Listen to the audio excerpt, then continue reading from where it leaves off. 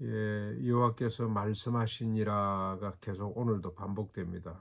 오늘 9절까지의 세 번이나 여호와께서 이와 같이 말씀하시니라고 반복을 하는데, 지금 암울한 상황이죠. 일본은 포로로 끌려갔고 이제는 나라가 완전히 기울고 있는 이때 하나님께서 계속해서 직접 간접 예레미야를 통해서도 말씀하시고 직접 말씀하시기도 하고 계속해서 말씀하십니다. 오늘 말씀의 핵심은 하나님의 결심이죠. 결심, 하나님의 언약, 이스라엘의 회복에 대한, 더 나아가서는 구원에 대한 말씀을 하고 있습니다. 하나님이 구원할 그때에 1절부터 쭉 9절까지 내가 이스라엘의 모든 종족의 하나님이 되고 그들은 내 백성이 될 것이다. 율법을 어김으로 결국 하나님과 그 백성들 사이에 원수가 되고 서로 등지고 돌아서고 서로 단절됐던 관계가 다시 회복되도록 하겠다는 겁니다. 하나님은 이스라엘의 모든 종족의 하나님이 되시고 또 이스라엘은 하나님의 백성이 될 것이다. 이런 관계가 회복된다는 겁니다. 그리고 2절 칼에서 벗어난 백성이 광야에서 은혜를 입었나니 곧 내가 이스라엘로 안식을 얻게 하려 할 그때가 될 것이다. 주님이 회복하실 때 칼이 제거되고 칼에서 벗어나서 참된 안식을 누리게 된다는 거죠. 3절의 옛적에 여호와께서 이스라엘 가운데 나타나사 내가 영원한 사랑으로 너를 사랑하기에 인자함으로 너를 이끌었다고 말씀을 했다는 겁니다. 옛적에. 그러므로 처녀 이스라엘아 4절 내가 다시 너를 세우리니 내가 세움을 입을 것이요 네가 다시 소고를 들고 즐거워하는 자들과 함께 춤추며 나오게 될 것이다. 주님이 회복하시는 그날 그들이 너무 기뻐서 다시 소고를 잡고 춤추며 모든 자들과 함께 즐거워하는 자들과 함께 춤추며 나오게 될 것이다. 오늘 내가 다시 소외되고 배제되었던 땅 사마리아 산들의 포도나무들을 심고, 여기 사마리아가 갑자기 등장하는 것은 지금 저 역사적으로 북쪽 이스라엘은 이미 망했습니다만은 사마리아 땅이 중심이죠. 에브라임 지파가 중심이 되고 사마리아가 중심이 됐는데 그 땅은 유대인들에게는 아주 그들도 보지도 않는 이방 땅이 됐는데 돌아와서 어떤 일이 벌어집니까? 소외되고 배제되었던 땅 사마리아 산들에 포도나무를 심게 될 것이고 심은 자가 그 열매를 따게 될 것이다. 심판, 멸망, 비참의 상징은 포도를 심었지만 다른 사람이 따먹는 거죠. 그런데 이제 그런 일이 없게 될 것이다. 그리고 6절입니다. 솔로몬 이후 서로 원수가 되었던 에브라임 산 위에서 에브라임이 또 갑자기 등장하는 것은 이게 에브라임 지파죠. 사울이 그 여로보암이 그 사람들이 이 원수가 되었는데 에브라임과 유다 지파가 서로 원수지간이죠. 그런데 그 에브라임 산 위에서 파수꾼이 일어나라 너희는 일어나라 우리가 함께 시온에 올라가서 우리 하나님 여호와께 나아가자. 에브라임만 나오는 것이 아니고 유다만 나가는 것이 아니라 에브라임과 유다 지파가 이제는 서로 하나가 되어서 여호와 앞에 나아가는, 하나님께 제사 드리기 위해 예배 드리기 위해 함께 나아가는, 나란히 손잡고 나아가는 그 모습을 우리가 상상할 수가 있겠습니다.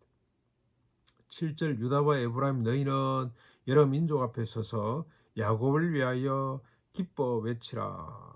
너희는 돼 있는데 이건 유다와 에브라임이 같이 함께 여러 민족 앞에서 야곱을 위해 기뻐 외치라. 너희는 전파하며 찬양하며 말하라. 여호와여 주의 백성 이스라엘의 남은 자, 이 남은 자가 누구겠습니까? 이스라엘과 유다의 남은 자뿐만이 아니고 온 인류를 구원하소서라고 외치라는 겁니다. 하나님 이 구원의 은총을 이제 우리 이스라엘만 갖게 하지 마시고 하나님의 언약의 백성, 선택의 백성, 이 아브라함의 육신적인 후손뿐만이 아니라 이제는 온 인류, 영적 후손인 온 인류가 구원을 받도록 남은 자가 돌아올 수 있도록 하나님 은혜를 베풀어 주소서라고 외치라는 겁니다. 그러면서 8절 보라 나는 그들을 북쪽 땅에서 인도하며 땅 끝에서부터 모아올 것이다. 그들 중에는 사람 취급을 받지 못했던 맹인도 있고 다리 저는 사람도 있고 잉태한 여인과 해산하는 여인이 아무런 차별 없이 함께 있을 것이며 큰 무리를 이루어서 이곳으로 다시 돌아오게 될 것이다. 외치기는 사람들이 외칩니다만 돌아오게 하시는 분 뭐 완해치도 주님이 돌리시는데 너무너무 기뻐서 여보시오 여러분들 예루살렘으로 돌아오십시오. 이곳으로 오십시오.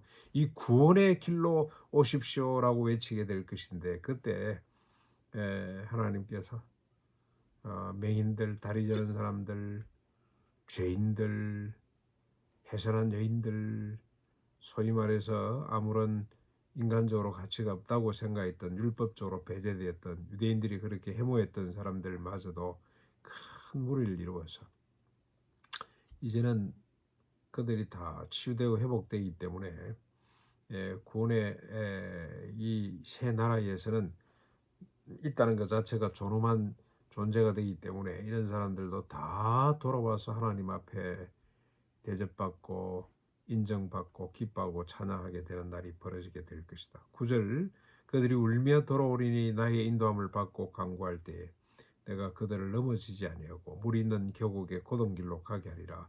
나는 이스라엘의 아버지요 에브라임은 나의 장자가 될 것이다. 회복의 이 구원의 특징이 뭡니까? 오늘 쭉 9절까지 보시면 칼에서 벗어나 영원한 안식을 얻게 되는 것. 안식입니다. 안식. 심판에서부터 벗어나 죽음에서 벗어나 영원한 안식을 얻게 되는 것. 다시 시험을 받고 기뻐하고 소고를 잡고 춤추게 되는 것. 큰 기쁨이 따라오는 거죠. 그리고 이 구원의 특징은 신분과 계급, 심지어는 국경과 인종의 차별이 사라지는 겁니다. 예. 크고 작은 자가 없습니다.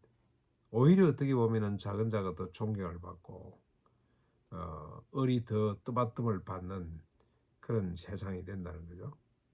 예. 원수와 원수 관계가 사라지게 됩니다. 유다와 에브라임이 나란히 서서 하나님을 찬양하게 되고 이방인 개념이 사라지게 되고 짐승처럼 생각했던 이방인들 다 사라지게 되고 그런 개념이 없어지게 되고 예루살렘과 사마리아가 동일한 땅이 되는 이런 놀라운 역사가 나타나게 됩니다.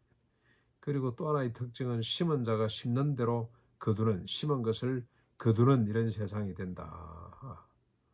모든 인간이 이 경제적으로도 물질적으로도 안전하고 평등한 세상을 이루게 될 것이다.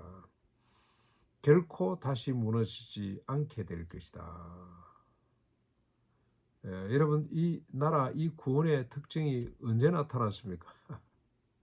십자가 부활 성령 부으심으로 초대교회에 나타났죠. 초대교회 이런 모습이 나타났습니다. 모일 때마다 서로 기뻐 찬양하고 예배하고 떡을 떼고 교제하고 서로 하나가 되고 제 물건을 제 것으로 여기지 않고 팔아서 사도들 앞에 두니 필요한 사람에게 나눌 주므로 핍절한 사람이 한 사람도 없고 허다한 사람이 이 광경을 보고 주님께 돌아오는 역사가 나타났습니다. 이 구원의 나라가 펼쳐졌고 근데 그 나라는 결코 무너지지 않습니다.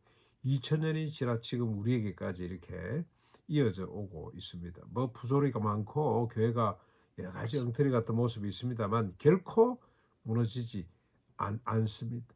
반드시 뭐 최근에 영국 갔다 온 사람 이야기를 들어보니까 뭐 교회가 뭐 술집이 되고 뭐 바가 되고 막 팔리고 이런다 그러는데 의외로 조용하게 새로운 운동 가정에서부터 소규모의 소위 말해서 작은 교회, 가정교회 형태로 다시 부흥하고 있다는 이야기를 들었습니다. 기존의 교회가 아닌 새로운 형태의 교회 어떻게 보면은 초대교회 모습으로 다시 돌아간 것이 아닌가 하는 생각이 듭니다. 결코 하나님이 시작한 이 구원의 나라, 이 교회는 무너지지 않는다는 걸 우리가 역사를 통해서도 확인할 수가 있습니다.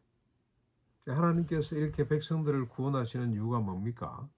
회복의 근거가 뭐냐? 하나님이 그 백성을 영원히 사랑으로 영원한 사랑으로 사랑하셨기 때문에 하나님이 그들의 하나님이 되시고 그들은 하나님 백성 되기를 기뻐하셨기 때문에 하나님의 기쁨 때문에 이렇게 회복한다는 겁니다. 우리가 뭐 좋아서가 아니고요.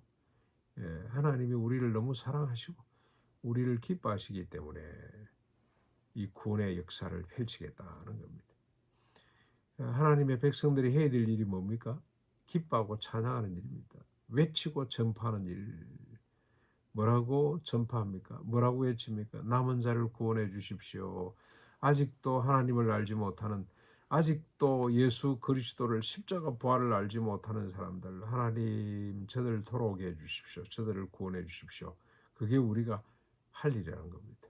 하나님이 주신 구원을 만끽하면서 기뻐하고 찬양하고 감사하면서 아직도 구원을 알지 못하는 사람을 향해 외치는 것이 하나님 백성들이 해야 될 일이라고, 하게 될 일이라고 그렇게 밝히고 있습니다. 오늘도 우리가 하나님의 회복하심을 믿고 기뻐하고 찬양하는 삶, 그리고 외치고 전파하는 아직도 구원받지 못한 우리 주변의 사람들을 향해 간절히 하나님 앞에 기도하고 외치는 저희들이 되었으면 좋겠습니다.